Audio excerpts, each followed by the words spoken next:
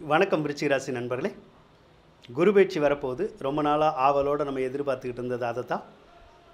அந்த குரு பயிற்சினால் எந்த மாதிரியான பலன்கள் உங்களுக்கு கிடைக்க போகுது அப்படிங்கிறத தான் இந்த பதிவில் நாம் இப்போ பார்க்க போகிறோம். சித்திரை மாதம் 18ஆம் தேதி குரு பயிற்சி ஆகிறார். ஆங்கிலத்துக்கு மே மாதம் 1ஆம் தேதி பயிற்சி ஆகிறார். உங்களுடைய ராசிக்கு 6வது ராசியில் இருந்து 7வது ராசிக்கு பயிற்சி ஆகிறார். அதாவது மேச ராசியிலேருந்து ரிஷப ராசிக்கு பயிற்சி ஆகிறார். இதனால் நம்மளுக்கு எப்படி பலன்கள் கிடைக்கும் அப்படிங்கிறத பார்ப்போம். இவ்வளவு நாள் குரு பகவான் கடந்த ஒரு வருட காலமாக உங்களுக்கு 6வது ராசியில் தான் இருந்தார். பொதுவாக 6வது ராசியில் குரு இருக்கக்கூடாது. ஏன் அப்படின்னு கேட்டிங்கன்னா, குரு 6ல் இருந்தாலே ஒரு சிலருக்கு பண தட்டுப்பாடு நிறைய வந்துடும். பண கஷ்டம் நிறைய வந்துடும்.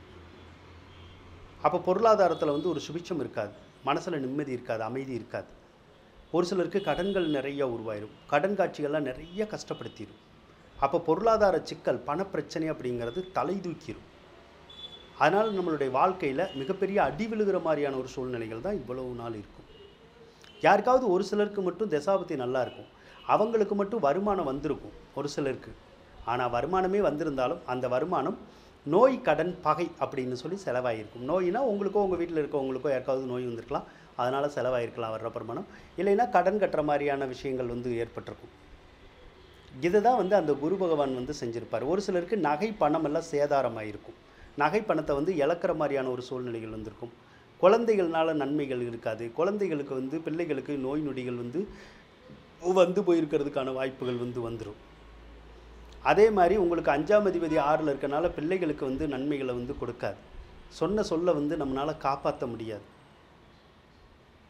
அதனால் 6வது இடத்துல குரு இருந்தாலே கல்வியில் பிரச்சனை வரும்,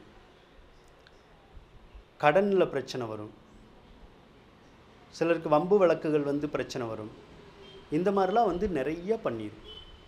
அதனால் 6ல் குரு இருக்கிறது ஒரு மோசமான பலன்களை தான் இவ்வளோ நாள் உங்களுக்கு கொடுத்துருந்துருப்பார். சரி, இப்போ குரு பகவான் பயிற்சி ஆக போகிறார். உங்களுடைய ராசிக்கு 7வது ராசிக்கு பயிற்சி ஆகிறார்.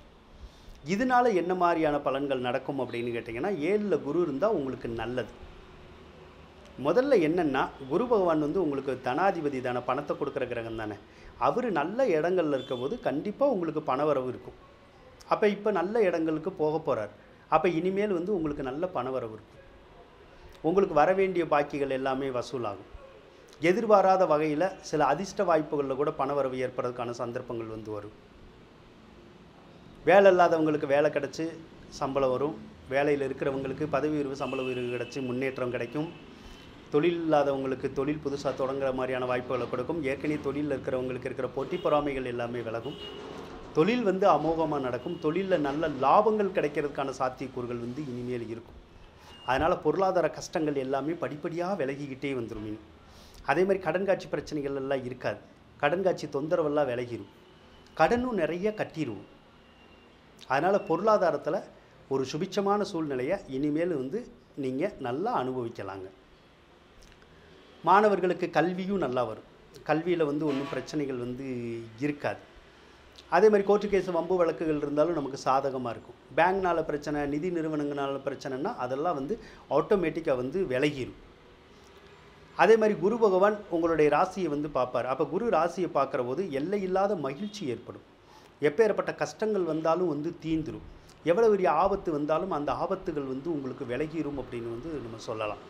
அதனால் 7வது ராசியில் குரு இருக்கிறது உங்களுக்கு அற்புதமாக இருக்குங்க. அதே மாதிரி குரு 7வது ராசிக்கு போகிறனால உங்களுக்கு சில நபர்களுடைய தொடர்புகள் கிடைக்கும். அதாவது இந்த கோயிலில் வேலை பார்க்குறவங்க, ஐயர், பூசாரி, ஜாதகம் பார்க்குறவங்க, இவங்களுடைய தொடர்புகள் உங்களுக்கு கிடைக்கும். சிலருக்கு யூனிவர்சிட்டியில் வேலை பார்க்குறவங்க, கோர்ட்டில் வேலை பார்க்குறவங்க, அவங்களுடைய தொடர்புகள், பழக்க வழக்கங்கள் கிடைக்கும். அதில் அந்த பழக்க வழக்கங்கள் நார்மலான நட்பாகவும் உருவாகலாம். இல்லைன்னா இந்த லவ் மாதிரியான விஷயங்களாக உருவாகிறதுக்கான ஒரு சாத்தியக்கூறுகளும் இந்த வருடம் உங்களுக்கு இருக்குது. இந்த குரு பயிற்சி அந்த வேலையை செய்யும். அதனால் தகாத உறவு முறைகளுக்கு நீங்கள் போகாமல் இருக்கிறது நல்லதுங்க. சரிங்களா? சரி. அதே போல் குரு 7ல் இருந்தால் இன்னொரு நன்மை என்னென்னா, திருமணம் ஆகாதவங்களுக்கு திருமண முயற்சிகள் கைகூடும். அதனால் விருச்சிக ராசிக்காரவங்க திருமணம் ஆகாமல் இருந்தீங்கன்னா இந்த டைம் இப்போ முயற்சி பண்ணுங்கள். அப்போ திருமணம் நடக்கிறதுக்கான ஒரு பாக்கியங்கள் உங்களுக்கு கிடைக்கும் அப்படின்னு வந்து சொல்லலாம்.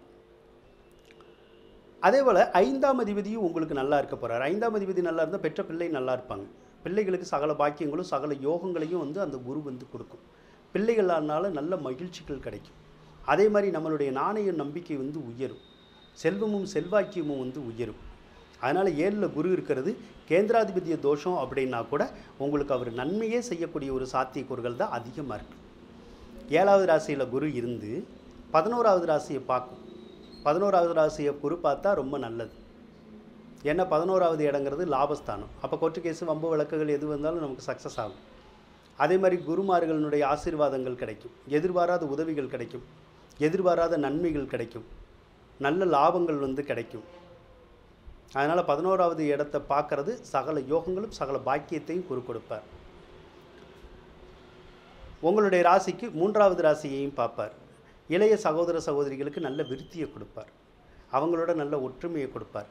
அவங்கக்கிட்ட இருக்கிற பகையெல்லாம் விலகிற மாதிரியான சூழ்நிலைகள் வந்து வரும். அதே மாதிரி குரு 7ல் இருந்தாலே சிலருக்கு வந்து சொத்து சுகங்கள் சேரும். சிலருக்கு வந்து நகை நட்டுக்கள் சேரும்.